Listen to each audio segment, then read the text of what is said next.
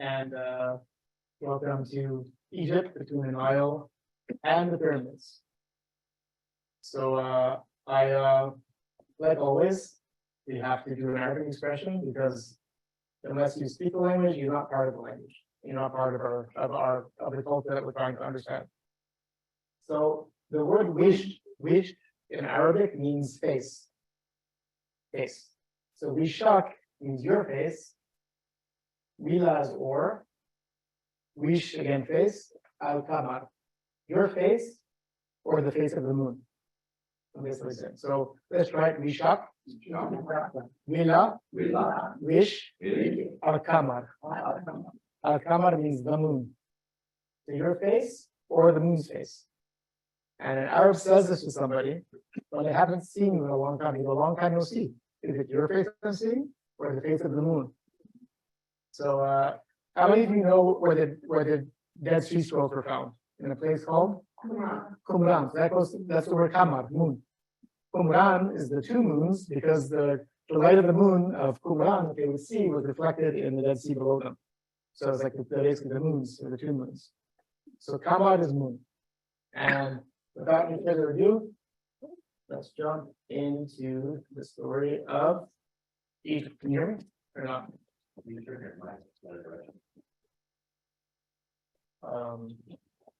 that better or not really? Yeah. Comme ci, comme ça. Is this all right or not? We're getting some complaints online. The audio quality. The other look. Like this, maybe? Yeah, I think that's not done. Okay, okay, great. All right, so here we are. Now you're myself. So here we are at the actual pyramids. I was there about a month ago with my students. As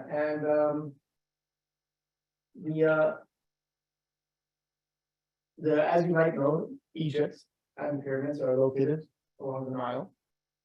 How many of you know what the top of the Nile is called? The Nile Delta, exactly.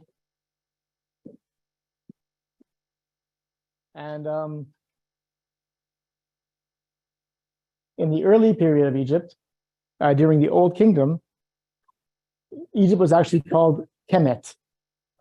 Kemet. And Kemet means the Black Land. And they called themselves Remech and Kemet, which is, this first letter is an R, so Remech, and of Kemet, the city of Egypt. And that circle is called the determinative. It shows you that it's a city. And it means the people of the Black Land. And the term, the Black Land, refers to this rich soil that's deposited by the inundation, by the flooding of the Nile every single year, which made it one of the most fertile places, not just in the Middle East, potentially in the world in terms of stability. Constant and consistent stability every year, the river would flood. And in turn, people could grow their crops reliably. And it created a people, basically, that were very, very, I would use the term almost relaxed in the sense that their livelihood was assured. They were not going to starve and they would have enough water to drink. So it made Egypt a place that, once it was ruled in a very organized and stable manner, it meant that they could rule other civilizations. And in turn, they were a source of stability in times of famine and drought for anybody else who might need grains or water or other basic needs. One of the reasons that we know so much about Egypt is that they were a very, very well-developed civilization with their own writing system. And arguably the second oldest writing system in the world, perhaps the oldest. Have you all heard the phrase, history begins at Sumer? When people say this, they say the first written language ever known was Sumerian, written in cuneiform by the Sumerians. And what they mean by that is that the moment that a human can write an account of themselves, we have true history, because you know what people said and what they thought about the things that they've witnessed. So the Egyptians, perhaps very close to the same time, perhaps a bit earlier, perhaps a bit later, within a couple of hundred years, also had a writing system. And this writing system that we call hieroglyphics was lost to us around the time of the Cleopatra, of Ptolemy and Julius Caesar. Shortly after that, this language was lost forever, we thought. And you have a rich history of poetry, science, medicine, poetry. It goes on and on. Every type of description you can imagine, drama even. It was all lost forever, we thought. Until, if you've all heard the term the Rosetta Stone, a fellow by the name of Champollion figured out that this stone was written in supposedly 3 languages. It turned out to be 3 scripts. The top one was hieroglyphics, which means holy writing, the picture writing. The second one is called demotic, which is a cursive form of Egyptian, we found out later. And the bottom form is actually Greek. So they figured out correctly, Champollion, that the Greek probably was probably a bilingual inscription. And it's a fascinating story how he deciphered it. I'll tell you hopefully at another occasion. But when he deciphered it, suddenly all of this knowledge was available to us that we thought lost forever. And we base a lot of our sources about ancient Egypt, including the oldest mention ever known of Israel, on hieroglyphics. We're going to get into that today. So if you recognize the same symbol here I showed you here, Kemet, tell me if you can see it again in the actual hieroglyphic. Can you recognize it? So we have the K, which is the symbol of a kind of a block. You have the owl, which is the M, and the loaf, which is a T, Kemet, and again this circle that represents a city or a country or a land. And the actual word, this hieroglyphic spells out Hutkapta, which actually sounds like Egypt or Egypt, which is means the home of Ka, which is the Egyptian spirit, the 2 hands, and it means the home of the soul of Ptah, which is located at Memphis.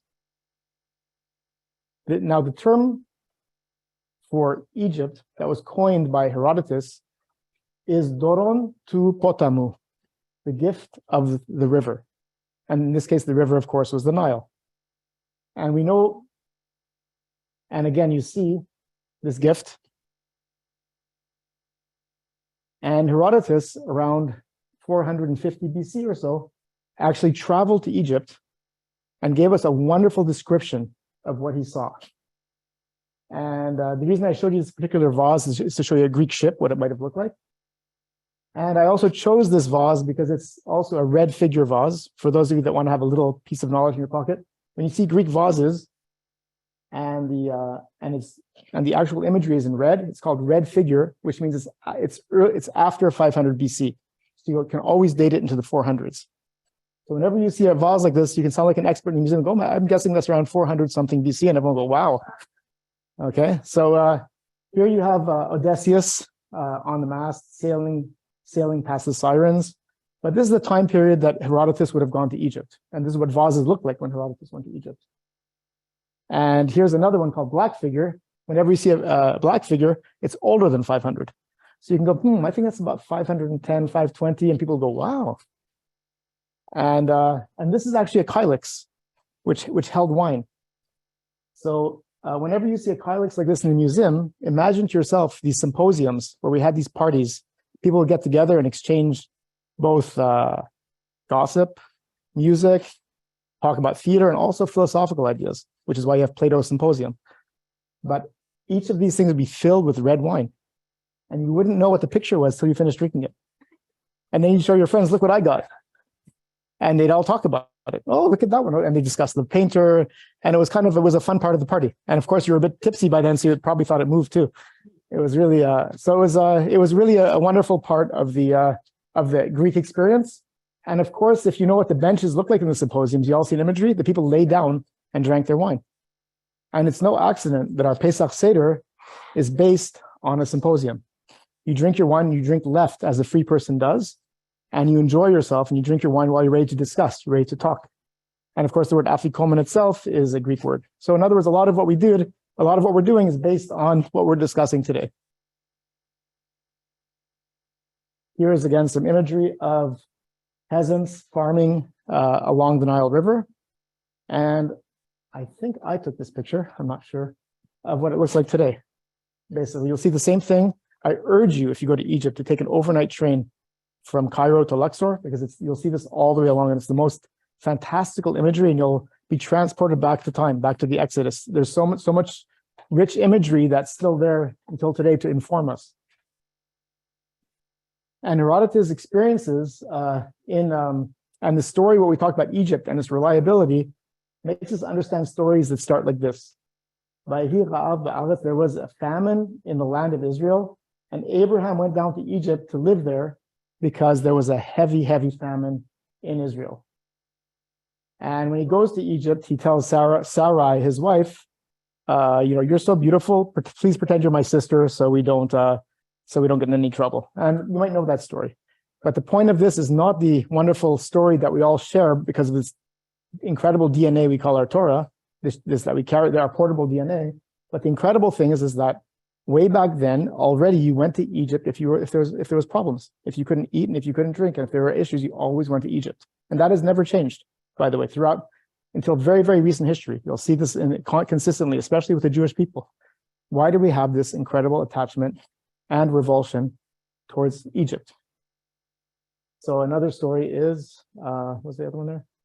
Oh, here it goes. Yaakov saw that there was wheat grain in Egypt, and Jacob said to his children, "Why are you just staring at each other like idiots? Why are you just staring at each other?"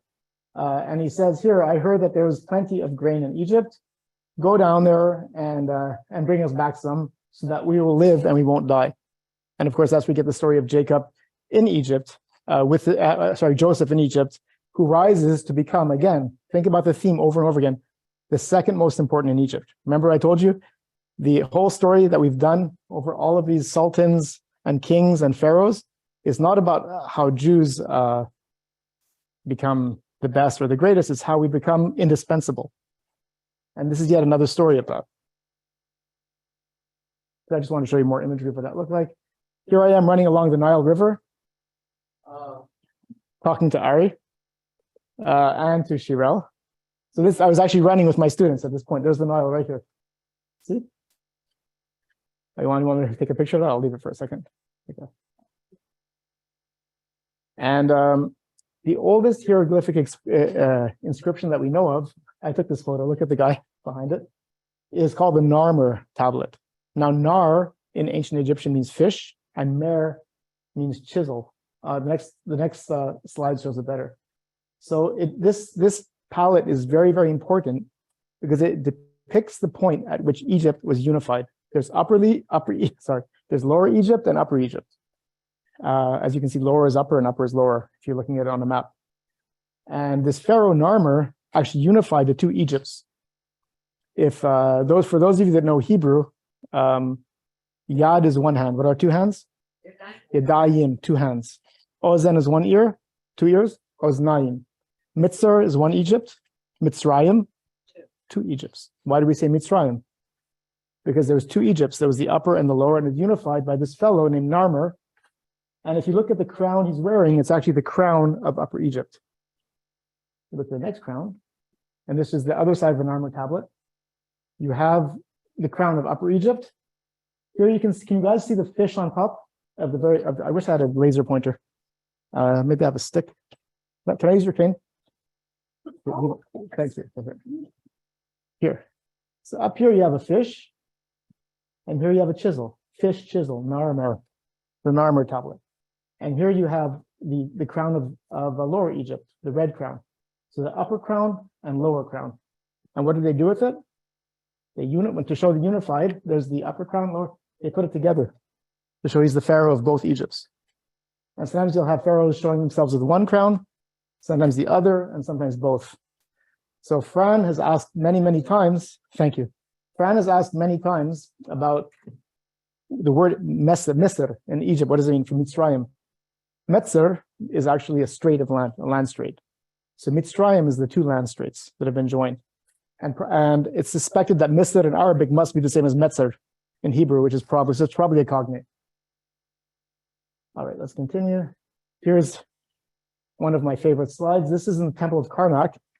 And this is our good friend Ramses II. And we're going to hear his name come up several times throughout this lecture, because Ramses II, first of all, is believed by many to be the Pharaoh that the Jews experienced, that Moses experienced in the story of Exodus. But also this particular story of Karnak, in the temple of Karnak, tells the story of his fight with the Hittites that took place on Fish Wadi Ara, the Highway 65 in Israel, in which the Hittites and the Egyptians fought essentially to a draw. And it culminated in the first peace treaty ever drawn up in history. Remember that history means the written word. By the way, history doesn't refer to his story. Historia in Greek means inquiry. So historia just means an inquiry. So when someone says her story, they're kind of playing with the wrong etymology. But anyhow, so this ends up with the very first peace treaty ever written. The Hittites draw it in cuneiform Hittite, and the Egyptians write it in hieroglyphic Egyptian. And they both shake hands, hug each other, say, we are brothers now, we will marry each other's sisters, and we will be like family.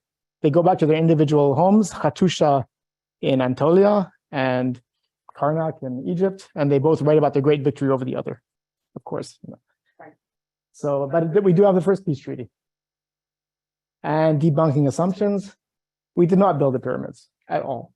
In fact, we are more recent to the building of we are more recent to the Jews who were in Egypt, than the Jews in Egypt were to the building of the pyramids. They were still more ancient. That's how long ago they were built. They were built thousands and thousands of years earlier. So this is just with the students in Egypt recently. And in other words, whenever we say we built the pyramids, please realize that we didn't. What we did build, what it says in the Torah, we built the storage cities of Pitom and Ramses. So we built cities, granaries, and there's a whole different story that goes on there. This is our friend Ramses again, by the way. Ramses II. You can visit his mummy in the Museum of Civilization in Cairo.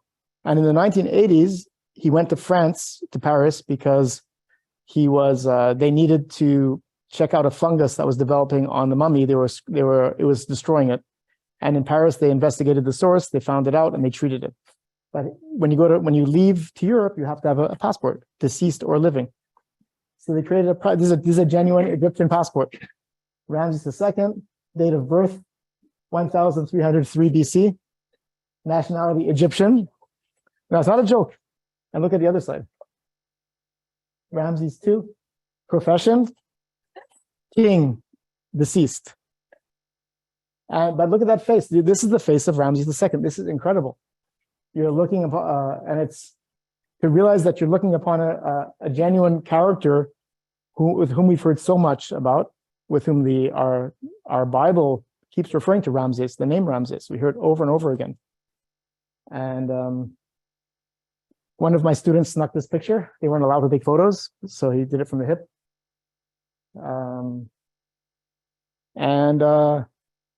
Ramses, if he was the Pharaoh who actually interacted with the Jews and with Moses, his son was a guy by the name of Merenptah. And Merenptah has a stele, a large, I guess you'd say, stone monument in which he writes of his great victories over other peoples. And the part I'm pointing at here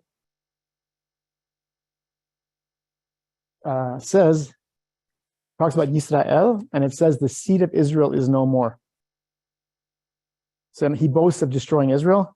And it's particularly interesting that he is one of the sons of Ramses II.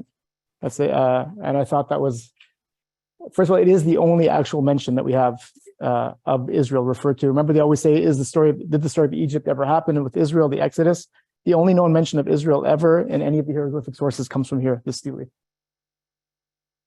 And what I love about this museum is it's a museum of a museum. Look at the actual sign they have next to it. There it is. This is by Merenptah, son of Ramses II. After a poetic account of his victory over the Libyans, an allusion is made to the fall of Ashkelon, of Gezer, Yanom, in Palestine. And the inscription continues, Israel is crushed, it has no more seed. This is the sole mention of the Israelites in the Egyptian texts known to the present day. And that is just my students by the stele, so you can see what it looks like actually. When I first used to go there, by the way, it didn't have that plexiglass covering. You were able to actually touch it and look at it.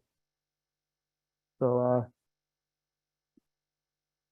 and this is the actual museum, the Egyptian museum.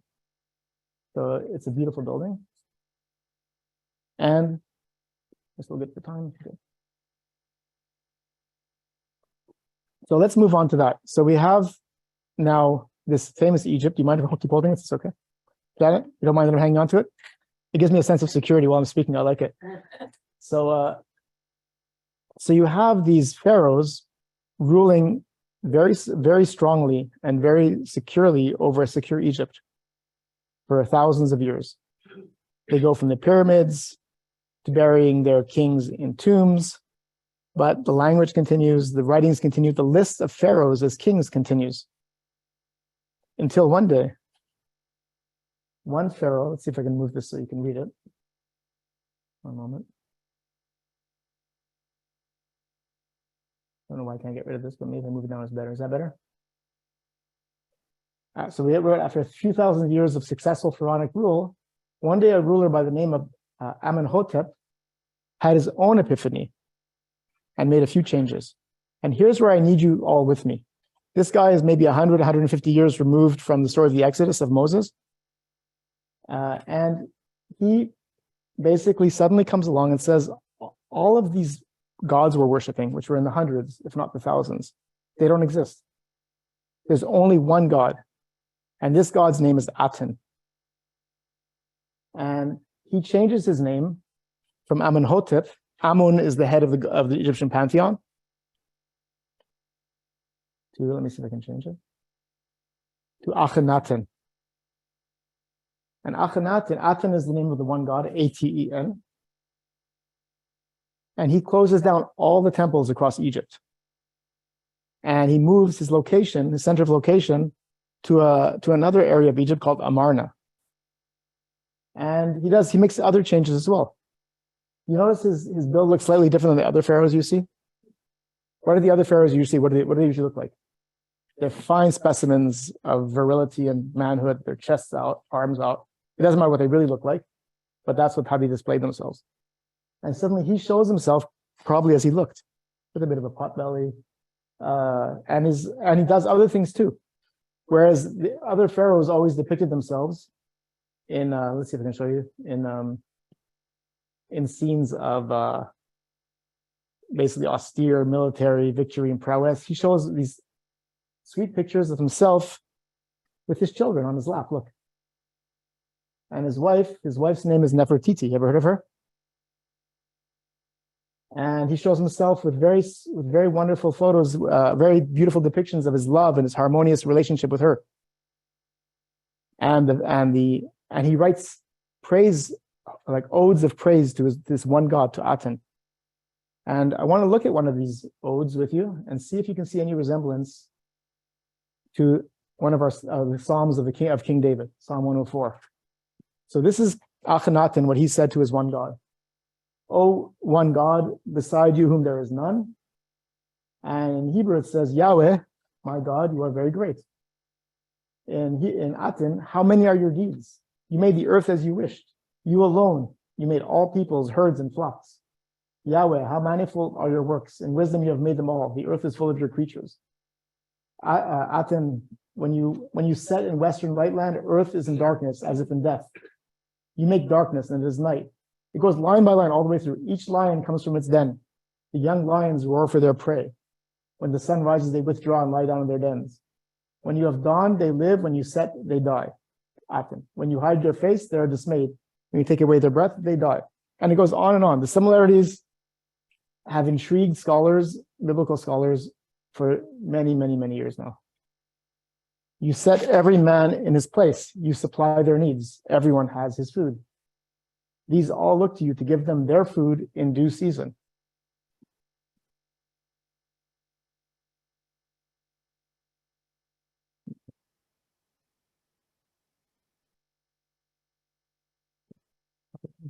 There we go. Let's see any other. Look at the. I'm trying to look. You supply needs. Everyone has food. They all look to you to give them their food. Birds fly from their nests, their wings greeting your ka. What is the ka? Your spirit. By the stream, the birds of the air have their habitation. They sing among the branches. He makes waves on the mountains like the sea to drench their fields and their towns. You make springs gush forth in their valley. They flow between the hills. The trees of Yahweh are watered abundantly. And there are many, many similar odes that he writes to Aten that have similar resonance with the Psalms of David. And the question is, one of the questions is, what made this particular pharaoh suddenly decide this? Like, what drove him? And this we don't know. But he set up his existence in Amarna, built temples, lived there with his wife Nefertiti, and then abruptly, we hear no more about him. In fact, the name Amun, Akhenaten, you see his temples toppled, and they set forth what they believe to be his son to be the next pharaoh. And his son's name is, let's see if we can find him, Tutankhamun. So you notice they took away the word Aten and they've replaced it with Amun again. Who is Amun? The head of the Egyptian pantheon. So they've gone from monotheism once again back to polytheism. And the easy answer, and we'll never really know, but what many Egyptologists will try and say is that the priests didn't like their livelihood taken away from them and this great source of revenue, and they basically just had Akhenaten killed and replaced him with a puppet, a young teenage boy named Tutankhamun. And here you see his name, by the way, if you can read hieroglyphics. Remember this kind of half circle is a T, and the quail is an U. So you have Tut. Remember the Ankh symbol? Tut Ankh. And here's the name Amun. Tutankhamun. That's his name. But what's interesting is that when you go through all of the treasures that were found in his tombs, they didn't have time to change his name. So sometimes it actually says Tutankhaten. They actually have the one God name. So look at the Amun here, I-M-N, like this. And let's look at this one here. You have the same thing, Tut. This is on King Tutankhamun's throne, by the way. You have King Tut Ankh, and instead of Amun, you have I-T-N, Tutankhaten. So you still have references to his earlier allegiance to the one God. And of course, this we don't have no writing about. We have only these very, very tantalizing clues that we can look at and think about and probably come to all kinds of wrong decisions.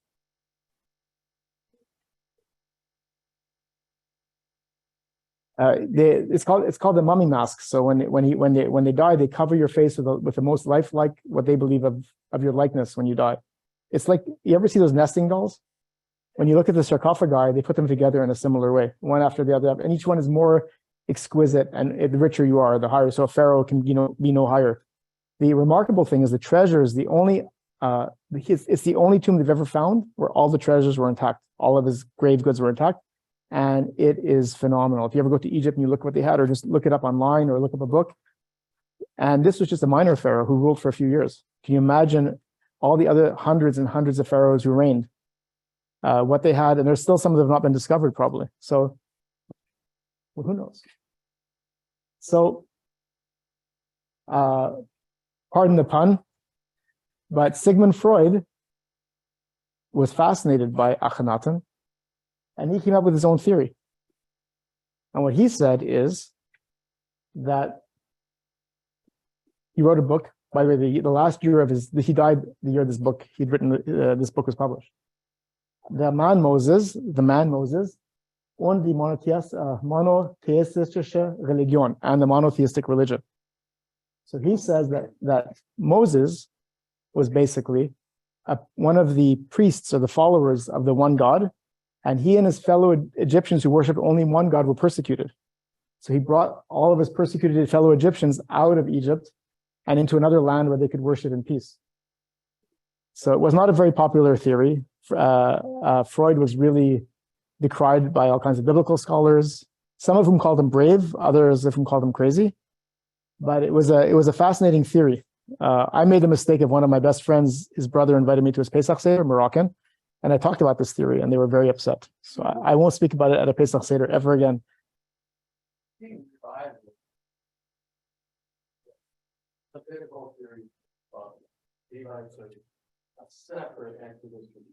Right. They have all exactly. They have. We can really break this down and go into maybe 20 lectures about this. It's an incredibly complex and fascinating topic. But one of the interesting, perhaps, etymologies. Again, problematic. If you notice, do you remember what they say the word Moshe comes from when they say in the Bible in Exodus? L'hoshit. They say they reached out her hand and drew him out of the water. The name Moses or Meses or Ramses or Tutmoses, Moses Mezes means son of. So they say maybe Moses had a god name attached to him, like one of the gods, and just chopped it off and just stayed son, like Ben. So that's just again, not a very popular theory, but a fun thing to think about. Are you with me so far? Are we good for time? All right.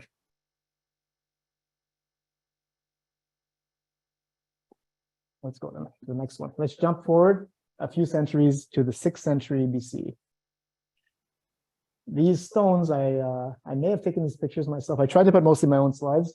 This is from an island called Elephantine Island in Egypt.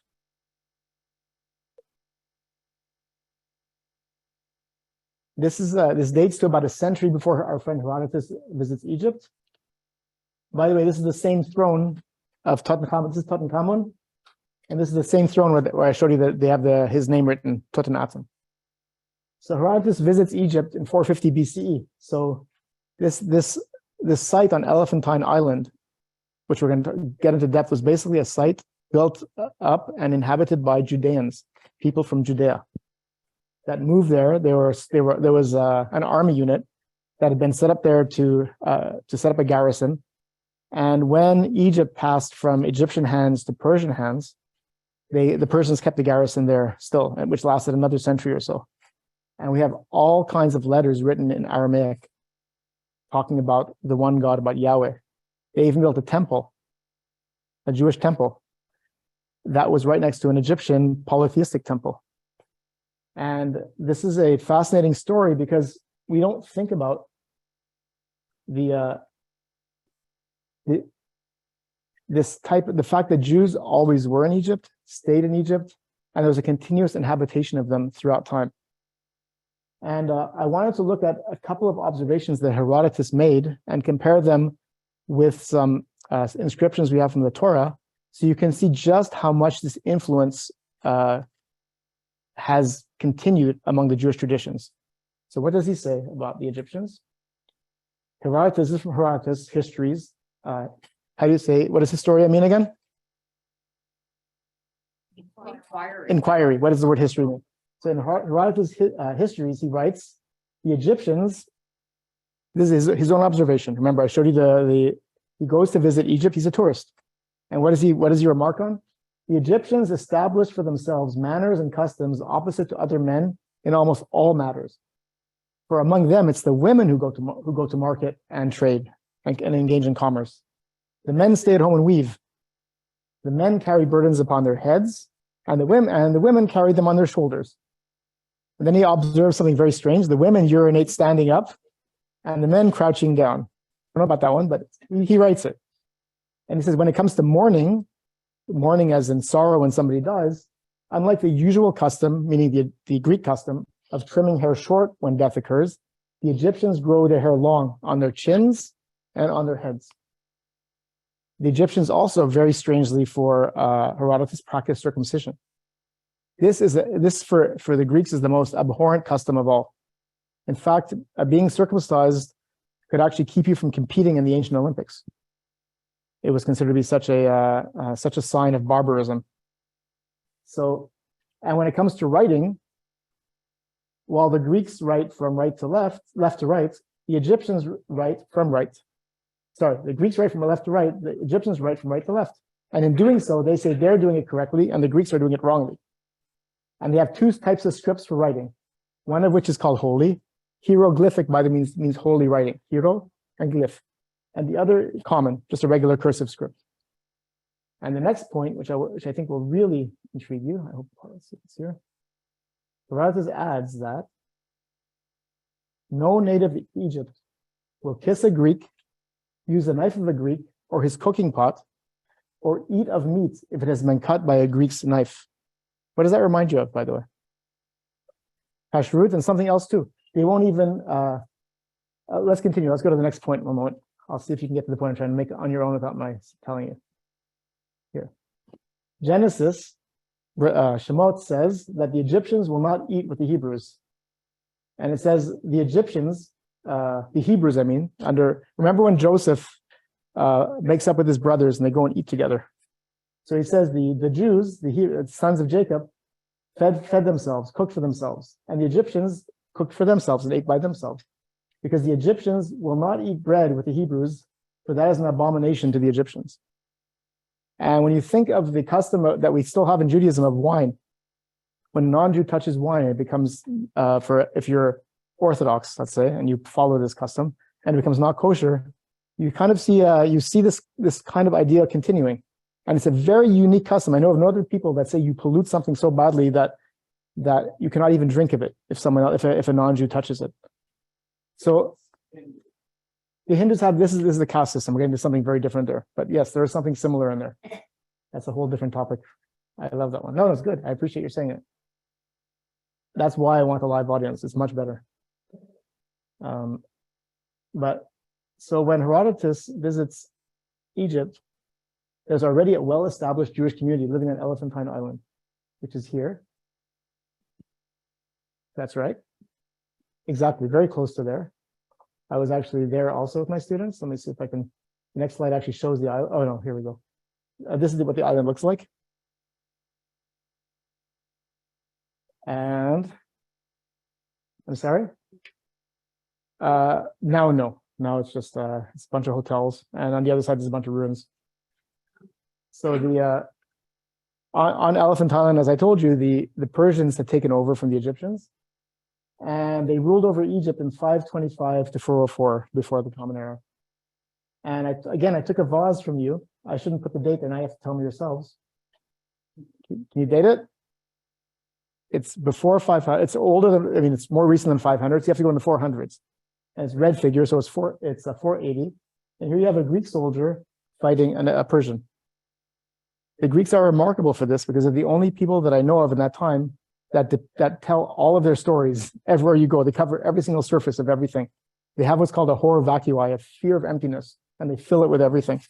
And they're also very proud of their accomplishments, so they write them everywhere as well. So here you have a Greek hoplite and a Persian warrior fighting each other. Again, it's a kylix. So in other words, you drink with your friends and you go, look what I got. And the community of these Judeans, they actually build a temple to their God, and they call their God Yahweh. They live and worship Yahweh at the same time period as Ezra was overseeing the worship in the second temple in Jerusalem after they returned from Babylon. So imagine you have a second temple, which is not really supposed to happen if you think about it in Judaism, that actually being built in Elephantine and thriving and surviving. And all these letters are written in Aramaic. And they tell incredibly personal stories, really beautiful stories. Let's see if I can show you this one here. I have a couple of personal stories, anecdotes I want to give you. This one is about a woman named Miptachia. So there's a whole scroll of papyrus documents that talk about the life of this woman named Miptachia. It talks about her birth, which we know from being able to compare equivalent dates, 476 before Common Era. They show she had married twice and that she had 2 sons from her second marriage. And when she was 17, she received a house from her father as a marriage gift. And her father, Mastia, also tells about another house that he's going to grant to his daughter after his death. And he grants his daughter, Miptachia, the right to do anything with her property as she wishes.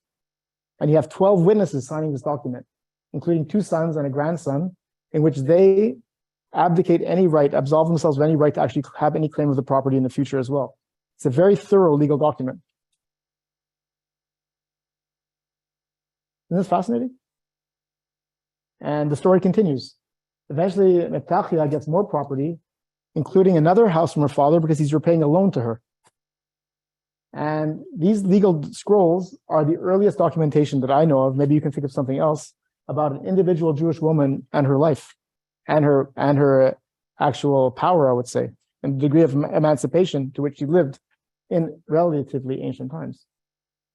Another document, which I found fascinating, talks about the divorce and the dividing of assets between a Jewish woman and her Egyptian ex-husband. And she swears an oath in the name of her ex-husband's goddess. So it's not, she doesn't say the name of Yahweh. She goes, in the name of Sati, I swear that I will uphold these agreements. Does that mean she converted? Or does it mean that she's respecting the other's gods? In polytheistic society, this is normal. In monotheistic, it's not. And another document, between a Judean and unspecified local. The Judean swears an oath in the name of Yahweh, and the other person who's not Jewish accepts it. So in other words, this is these legal documents based on gods are considered what's what I'm looking for, binding, legally binding, and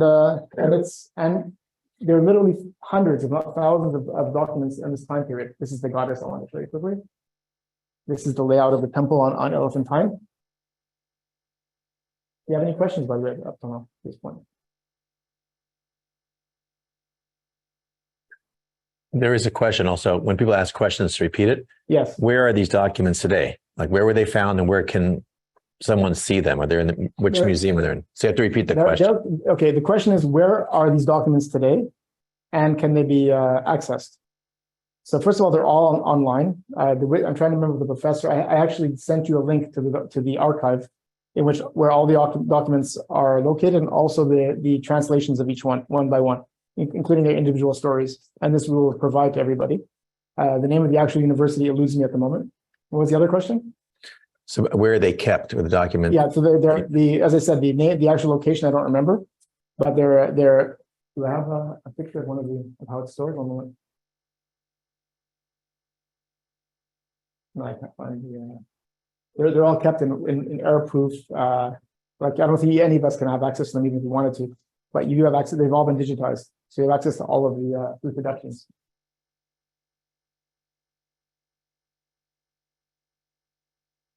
Okay, so that takes us to this time period. That's why I wanted to ask you if there's any questions at this point. We've basically raced through thousands of years of ancient Egyptian history, and I don't feel so totally comfortable with that.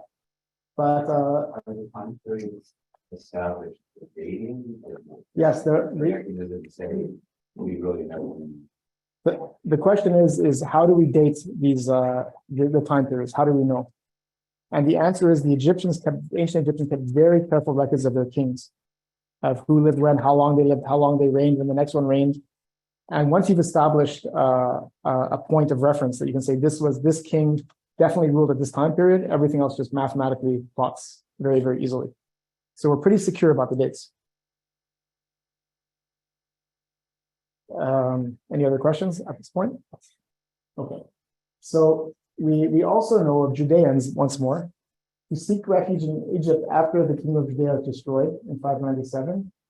And then once again, in the Ptolemaic dynasty, Jewish immigrants begin to settle once again in Egypt, especially in Alexandria. So this is actually I'm trying to put this together in a coherent way. Alexander the Great, when he started his expansion, in which he started to increasingly occupy land after land after land. In so doing, his stated goal, probably propaganda, but also actually enacted, was to also spread Greek learning. So Greek learning meant literature, it meant science, it meant philosophy, and it's said by his companions that he slept with a copy of the Iliad under his head. In other words, this idea of what it meant to be truly Greek, he wanted to spread it everywhere. And if you want to get into a bit of psychology or pop psychology, his father, Philip II of Macedonia, they reigned in an area of Greece that was not considered to be properly Greek. So in other words, their Greek had a funny accent, probably like yokels from the South in America. They spoke in a very funny accent. They had more than one king sometimes. They practiced a form of worship that was not considered to be in line with the rest of the Greeks. And there was even a question, again, if they should be allowed to compete in the ancient Olympics. Are they Greek enough? So Philip II of Macedon had a chip on his shoulder. He's like, of course we're Greek, and I'll prove it. Who's your greatest thinker of all? Oh, this fellow named Aristotle? Okay, I'll bring him to Macedonia or Macedon, and he will teach my son, Alexander the Great. And Alexander the Great ends up with Aristotle as his personal tutor.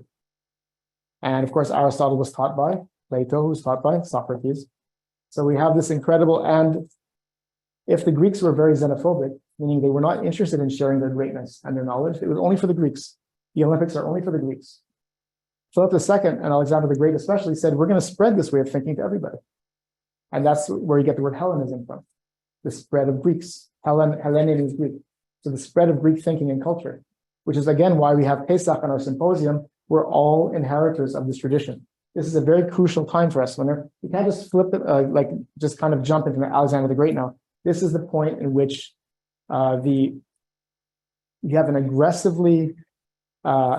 general leader forcing enlightenment on other people. Is that a good thing or a bad thing? And Alexander the Great's way was basically, he was welcomed by many people, including the Persians, as Sultan, as a savior, because he would give them this enlightenment, set up a governor, and allow them many ways to rule for themselves. So it was that's why among the Jews, I think for many years it was permissible, it still is, and encouraged to name their children Alexander, because they saw him in many ways as someone who brought enlightenment and saved them, and could have been a cruel despot, and instead was kind and was merciful. So of course, when we get to the story of Hanukkah, we have a story of a rejection of all of this Hellenistic way of thinking and these newfangled philosophical ideas. And what does it mean to be a rational thinker when it comes to religion? And it was very, very strongly, that part was strongly rejected for a while under the victory of the Maccabees. And you only get a resurgence of that hundreds of years later, which we're going to talk about perhaps today, and a Rambam, Maimonides, who was trained by whom? Under the Islamic world, that brought back enlightened thinking, philosophy, and rationality of religion. You can discuss things, not just emphatically, not just believe. And he wrote his Guide to the Perplexed that was based in many ways on this way of thinking, that ironically enough came through Greek philosophy that was funneled into Islamic philosophy, became part of their world, and Jews in turn took it. And under Rambam, in a time when Judaism was actually in danger perhaps of being lost forever, it's just another superstitious people who blindly followed a god without any kind of explanation. In many ways, you can argue he saved Judaism by providing this ability to have a model that allowed for discussion. So let's continue with the lecture. So we have during the 305 to 30 BC, after Alexander the Great's death, his kingdom gets divided, and Ptolemy, who takes over the area of Egypt, is for the Jews is a relatively kind and liberal leader, and Jews under his rule begin to settle more and more and more. They're fleeing from Judea. They're fleeing from any kind of persecution, and they find a comfortable place in the city of Alexandria that has been divided with sections set apart especially for Jews, allowing them to rule themselves. And they have several centuries of very comfortable and a thriving existence in Alexandria and in many parts of Egypt, in which they are able to take everything it means to be Jewish. They don't forget their roots. You can look at Philo of Alexandria. We have many great Jewish thinkers of Alexandria that show this, the fact they were very Jewish, and in fact, they were accused by other Alexandrians of dual loyalty. Both, you're Egyptian, but you're also Jewish. What is this country of Israel that you claim allegiance to?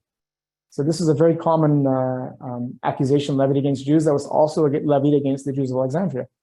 And yet they thrived there. And they were attracted to Egypt's economy, their reliable agriculture, as we spoke about. And in fact, they are so comfortable there, and they're so well assimilated, not assimilated, acculturated, that they lose their Hebrew. So perhaps just like we have in many parts of the world, let's say in North America, parts of Europe, Jews who reach the age of bat mitzvah or bar mitzvah, how many of you know the situation? You can read your parsha and you can talk about it, but you don't know what you're saying. Exactly. So you have the same situation with the Greeks, which is why you have the original translation of the Torah into Greek. I know we just spoke about this, but it doesn't help to illustrate and re-illustrate the point. So this is this actual translation, the Septuagint, was actually the basis for all further translations of the Torah. So it was done for the Jews of Alexandria. Then the Latin version was based on that as well, and including the Coptic version.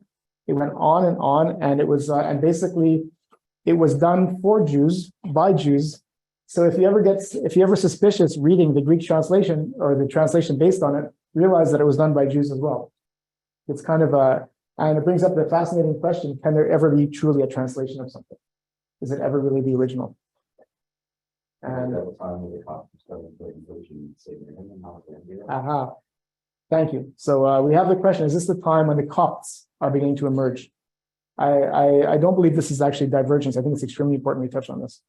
So who were the Copts?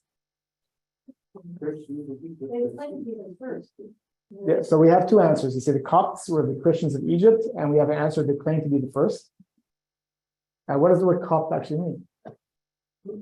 It comes from Ekoptos, Egypt. It means actually Egypt. And to answer your question, when Islam swept into the country, and basically you were forced to either convert or you could be dhimmi, the people of the book. The original Egyptians, the ones who refused to convert, kept their liturgy, their prayers in their original language called Coptic.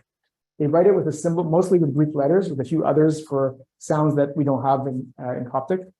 And it led to the decipherment of hieroglyphics. Because Champollion, when all other scholars tried to decipher this crazy picture script, they were able to make a bit of headway with maybe the sounds were like this, some comparative linguistic looking, but they can never break the language. And Champollion said, I think the Coptic, this language of the Christian church, is actually the language of the ancient Egyptians.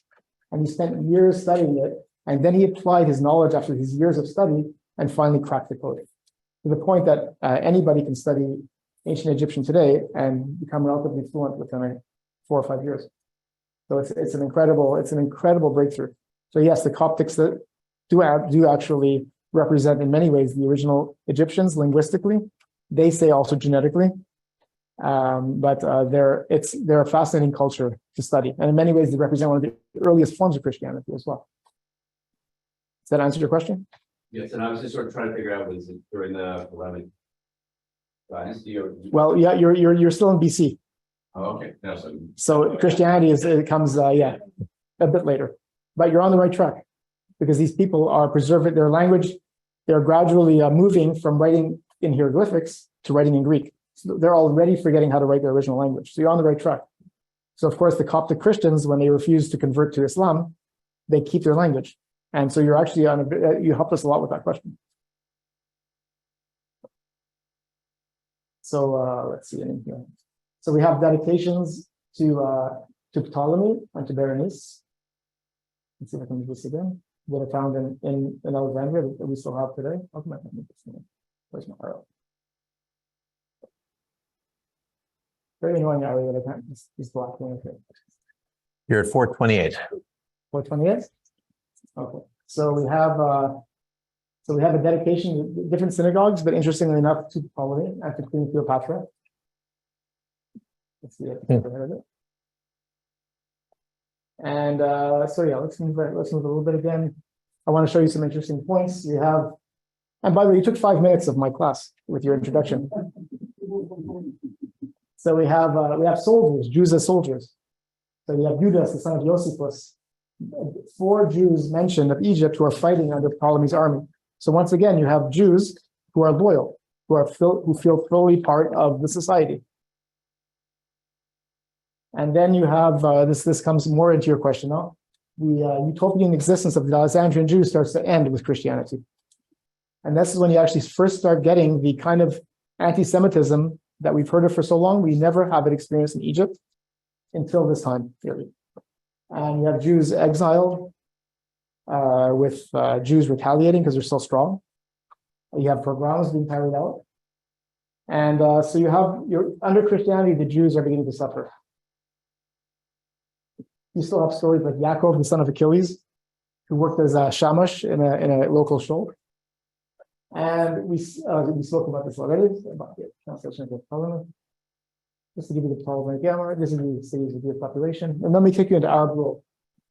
So one of the things that fascinate me, and that the reason why we had this series of lectures, and maybe I'll use this as a wrap up in a way, is that we have always benefited, it seems, under the rules of benevolent sultans and kings, and we've suffered under times of change or when times of upheaval happen. So the Jews, when they began to suffer under the Byzantines, under the Christians, they were relieved at the Arab conquest. The idea that these people are coming along that deal fairly with anybody who were of the book. In other words, if you're Christian or Jewish, you follow one God. And they actually hailed the Arab invasion, the Islamic invasion, almost as a relief of this time of persecution they had suffered. So in many ways, again, I'll just jump ahead now because I think we went through a fascinating story together. When you come to the time of the Ottomans come next, and the Jews once again under the Ottomans thrive as well. Under this very stable rule, the Ottomans allow each people, be they the Christian, the Orthodox, the Jews, to rule themselves under a system called the Nile system. In many ways, it was a natural movement toward nationalism. When nationalism happened, each people already recognized themselves as a unique people with a unique language and culture, as they learned under the whole ideal of the French Revolution. The idea. So it was a very interesting movement, and the Jews in the modern era, when Zionism came around, were faced with this predicament: do they break with the Ottomans, under whom they've always known it well, and take the chance of having a wonderful existence potentially under their own self-rule, under Zionism, or do they stay loyal to a people that have always basically in many ways supported them? And they have a very similar predicament in places like Greece, where the Jews of Greece weren't sure if they should side with the Greeks under the revolution, or if they should side with the Ottomans, who had always treated them well. And they faced the same problem that the Jews have always faced. Who are they loyal to, and why, and how? So I think I'll stop at this point and take some questions. I'll give you back the pin. That was very helpful. Thank you. And which is the very end of my photos here. I'll send you my slides, by the way. So you can, the whole slideshow will give you the whole story spelled out. And this is the Shar Shamayim Shul synagogue. I was there last month with my students. And this woman, Magda, is the last remaining Jew of Cairo. And she runs the Jewish community. And she is a powerful, powerful woman. She is intelligent, strong-willed, eloquent, and really doesn't like Israel, but loves Jews. He says, Israel stole my Jewish community. And she loves Egypt. She's a proud nationalist. She's proud of Egypt. She recognizes the problems with the country, with the problems they had with Jews. But speaking with her will open your brain in a whole different kind of dimension, a whole different way. So I'll leave it at that, and we're open for questions. Thank you.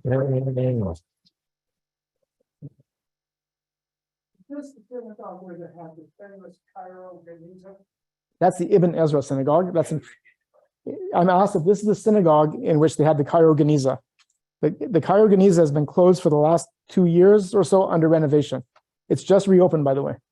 But the Ibn Ezra synagogue in Fustat region has the large, about 100 years ago now, Solomon Schechter discovered a huge collection of documents in their Geniza, in their storage in the attic, in which Jewish documents are placed because they're too holy to be destroyed. So they're buried or stored in an attic.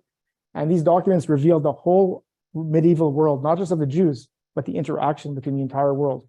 And some of these documents give us information about Rambam, Maimonides, who was the personal physician to the Sultan, Saladin. And we have so much information as a result of this. So thank you for bringing that up. And no, this is the Shar Shamayim synagogue, which is also hundreds of years old. That is now open to Jewish visitors as well. And behind it is an incredible Jewish cemetery that they also have to visit. This is just as important to visit as Ibn Ezra, and much more welcoming. Yes. So we're shifting between online questions, in-person questions. Okay. So you guys think of your next question, but online there were 2 questions. Okay. One was from Diane. She'd like your recommendations of books to read on everything you've been teaching us. So I obviously will get that from you. You will get that and from me. we'll share that. And there was a question. Also, can you ask, by the way, if it's recommendations as books to read, tell me which of the topics interest you, because we've skipped over many different topics. Is it ancient Egypt? Is it Byzantine? Is it Ottoman? The Jewish? I need to know what interests you, the language, and I can find you a book that will meet your interests, I hope.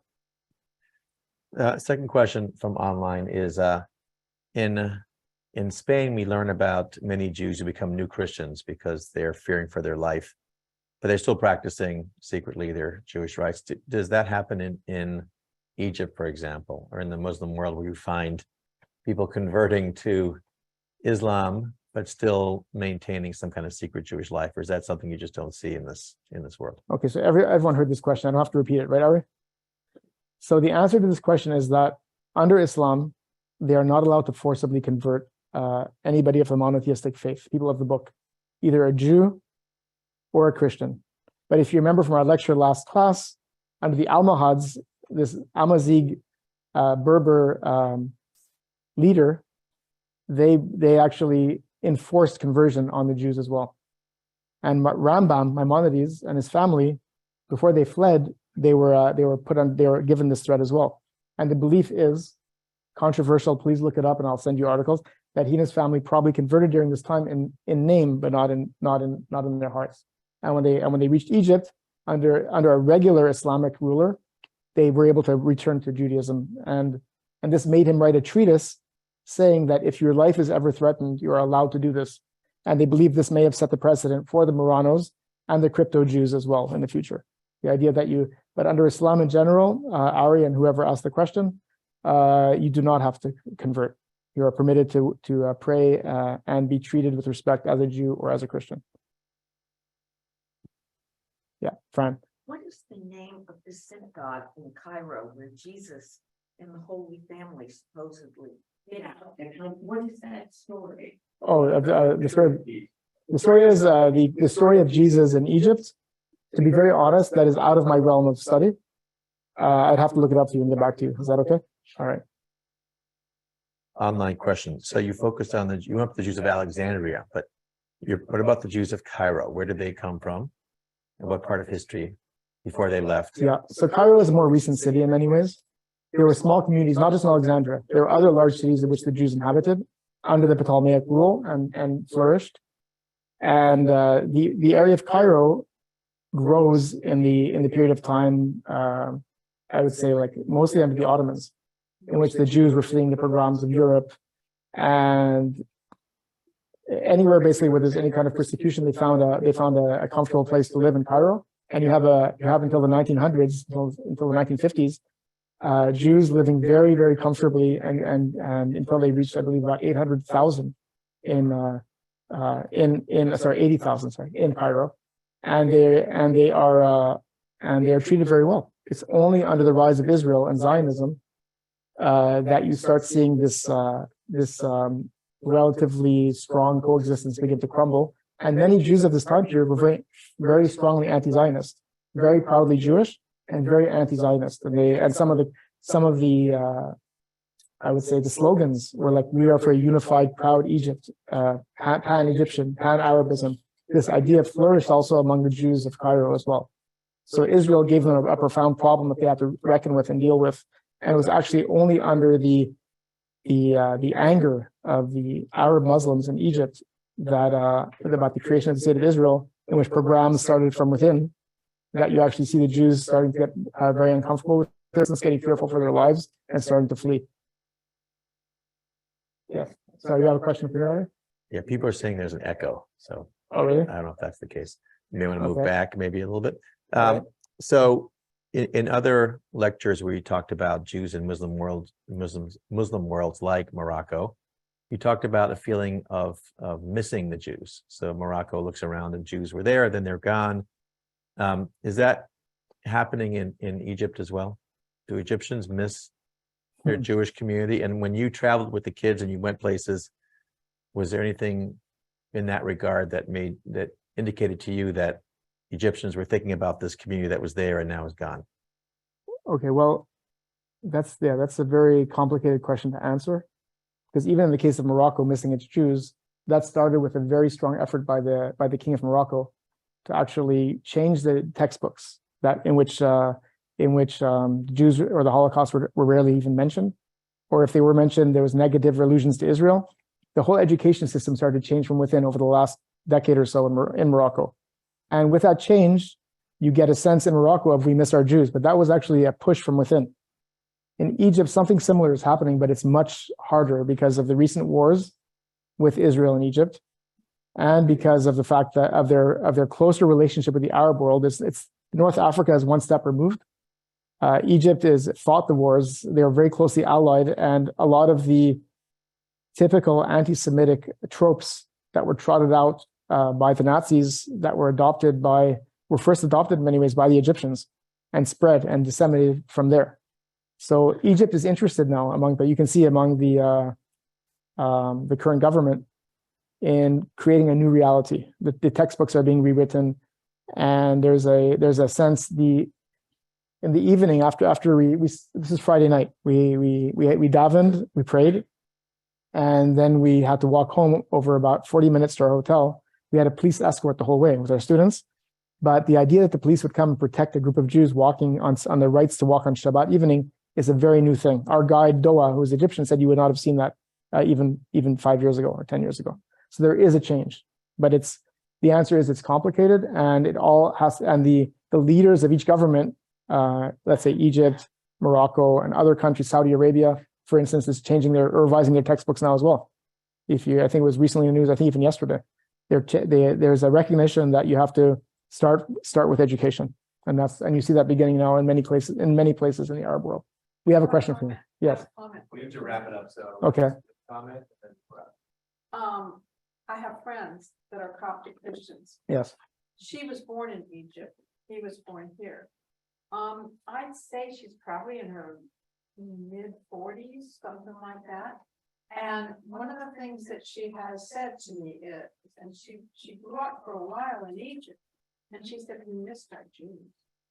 Right. So, The Coptic. now, most Coptics are Coptic. The Coptic Christians have a very different relationship and a very different sense. My father was the principal of a yeshiva in Montreal, and during the 1974, he hired a Coptic Egyptian recently from Egypt as the math professor at the yeshiva. So I mean, it shows you that there was a very different reception, a different understanding among the Copts. And my father used to tell me that he disliked the Egyptians more than he did. It was yeah, that's right. Okay, so we have to wrap it up. If you have any questions and you're in the audience here, you can Please. just stick around and hang out with David. And that's the advantage of being in the live studio audience. By the way, you behaved very well, studio audience. Thank you. Thank you, studio audience. You get to hang out, ask David some questions. I want to thank all of our audience online for being with us for this adventure, whether it's just today or they've been with us for the series or the entire series. We've learned so much more to learn. Thank you, David, for the series and for everything. Thank you. Thanks. And Many claps. thank you, everybody, for being with us. Have a great Sunday. We'll see you tomorrow for the wrap up. Thank you, Ahuba. I can see you Bye-bye. smiling. Yeah, of course. Take care, everybody. I'm just going to turn off the mic and then You can turn speak off up. the There is an Arabic class tomorrow. Yes. Zoom. The Arabic class is 2 classes down, but and there's a final session. You're talking about the final session?